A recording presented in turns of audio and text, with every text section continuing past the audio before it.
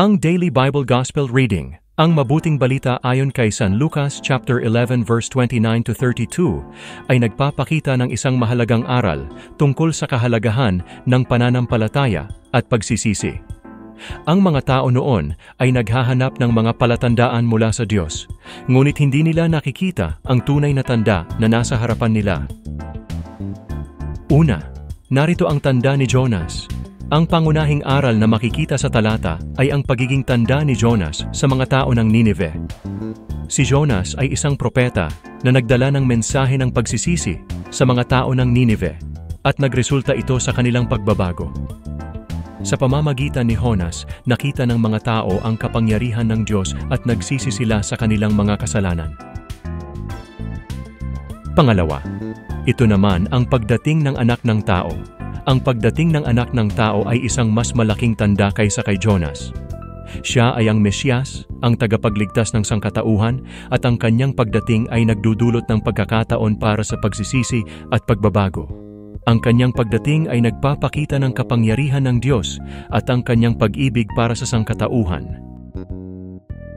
Pangatlo, ang pagsisisi ng mga taga-Ninive. Ang mga tao ng Ninive ay nagsisi sa kanilang mga kasalanan matapos marinig ang mensahe ni Jonas.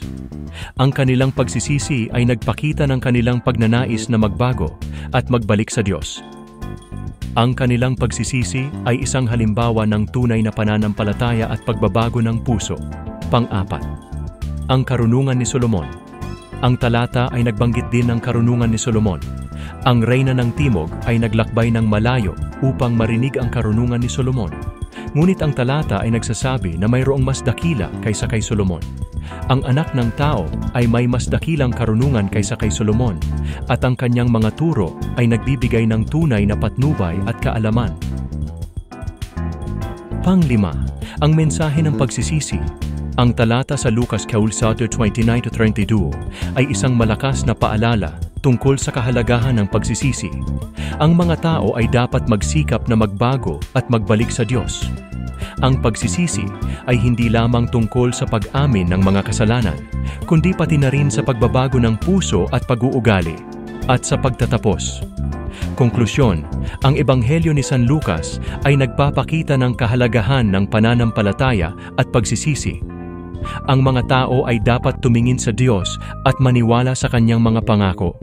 Ang pagsisisi ay isang mahalagang bahagi ng pananampalataya at ito ay nagdudulot ng pagbabago sa buhay ng isang tao. Ang talata ay nagbibigay ng inspirasyon upang magsikap na magbago at magbalik sa Diyos, at upang maghanap ng tunay na patnubay at kaalaman sa kanyang mga turo. Purihin ang Diyos. Amen.